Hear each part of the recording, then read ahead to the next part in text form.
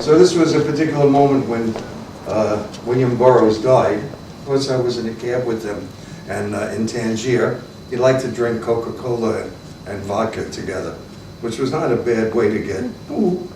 And after a couple of those drinks, which I shared with him, we took a cab and it went around a twisting road, and suddenly William came sliding down the seat and pressed me against the other side of the car by the natural gravitation, of the way the car was moving. You see what I mean? So anyway, I was riding in the bus. Oh, also, I realized when his body came against mine, in that taxi cab, that guy was solid metal.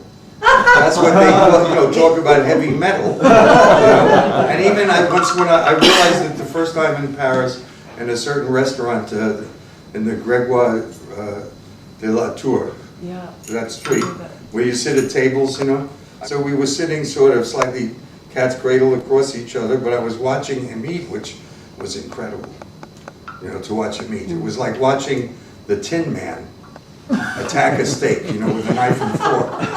And then when he put it in his mouth, I could feel it was like oil. The joint started moving. And at the end of the whole meal, he said to the waiter, in an inimitable accent, he said, "Un autre tarte de framboise, s'il vous plaît."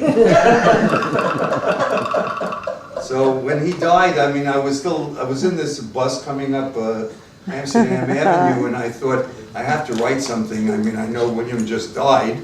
It's like when you're a poet, you have to take care of this kind of work sometimes. I've had a lot of it. Not everyone sticks to those things, but I couldn't help it. But this is the way the poem came out.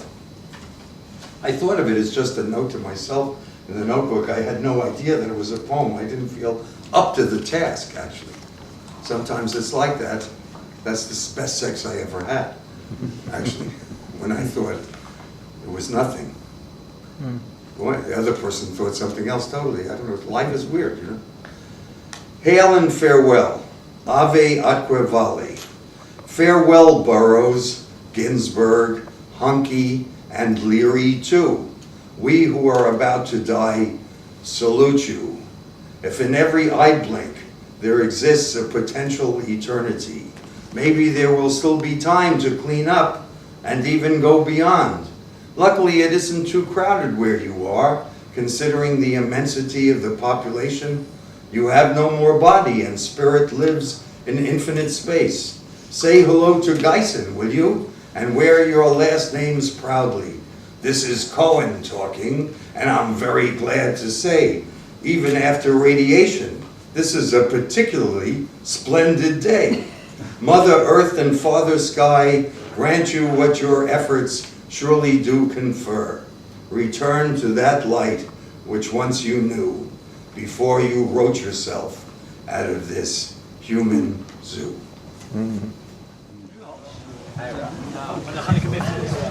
Okay.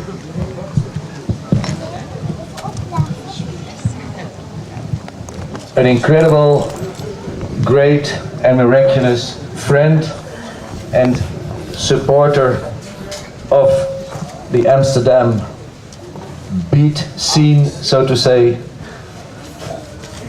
Ira Cohen.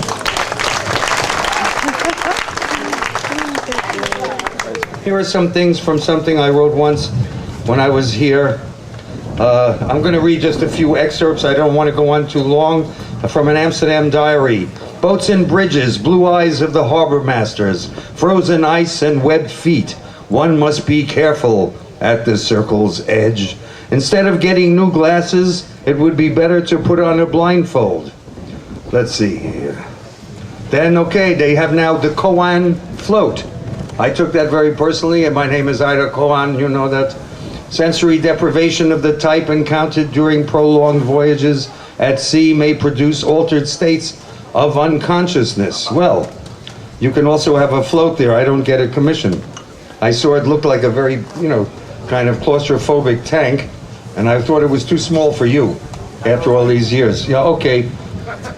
And then I want just to finish with a poem I usually read at the beginning of a reading for a special friend and fan who won't let me get out of here unless I read this poem. Imagine Jean Cocteau in the lobby holding a torch. Imagine a trained dog act, a rock and roll band. Imagine I am Curly of the Three Stooges, disguised as William Shakespeare. Imagine that I am the cousin of the mayor of New York, or the king of Nepal. I didn't say Napoleon. Imagine what it is like to be in the glare of hot lights when you are longing for dark corners. Imagine the Ghost Patrol, the tribal orchestra. Imagine an elephant playing a harmonica, or someone weighing out bones on the edge of the desert in Afghanistan. Imagine that these poems are recorded moments of temporary sanity.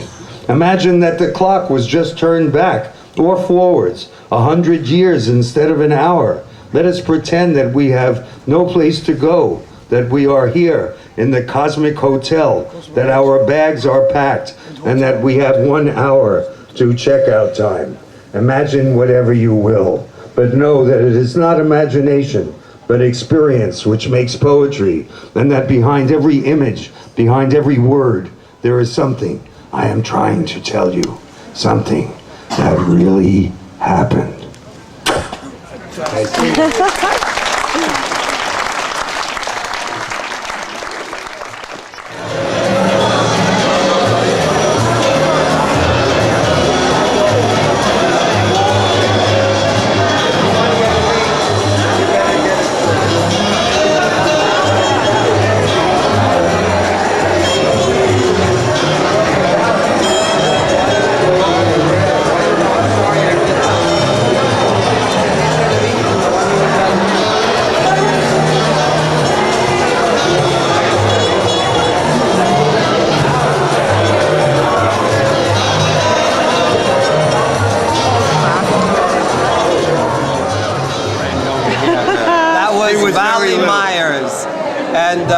She was the one who introduced me, and after that, I moved into his loft for 6 months.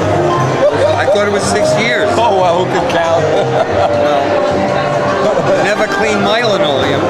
We ended up going to India instead of staying in the loft. Yeah, we did. Good move.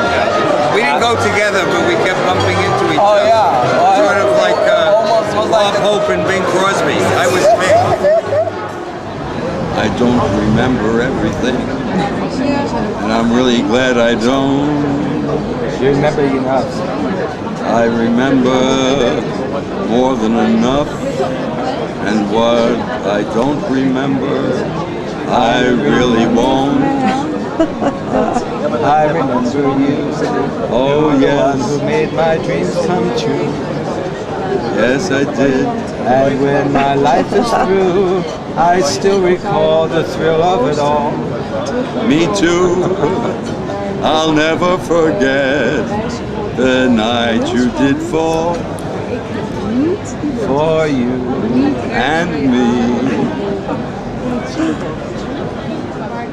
This is very important. It may seem very simple, but you see, you have the camera on. I I do, want I to show do, I you do. for the American audience and the European. The white man may not know as well. This is the magic substance, yeah.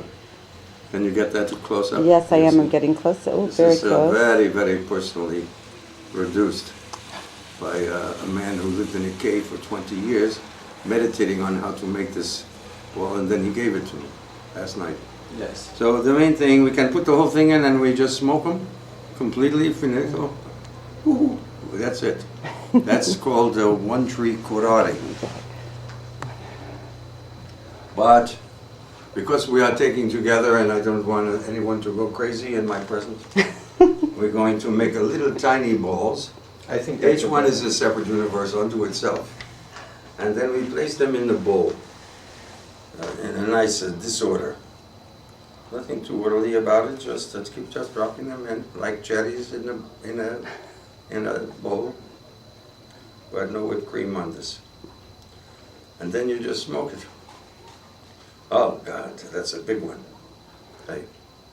Okay, the rest of it I cannot show because I have made a vow of silence, and my guru will be very angry Okay. that I even have shown so much to you. So, I don't actually smoke. I mean, I'm making that as a joke, of course, and you take it in a way with a half smile, but I mean, to say that I have smoked a lot, but usually I only smoke when other people are smoking, and then I'm offered, I would be embarrassed to refuse, just as the Buddha accepted that, treacherous pork chop that killed him, out of politeness. Yes. I don't think that would be a good defense in an American court, No. but maybe in The Hague, they would see my point of view. Okay, that's enough. We don't want to expose all our personal habits and private digressions. Okay. People are suspicious enough without encouraging them in their suspicions, frankly. They should only look more at themselves in the mirror, if you ask me. Not that you have asked, but... Okay. Bomb! This is for Shiva. He was not a bum, but it may be a bomb.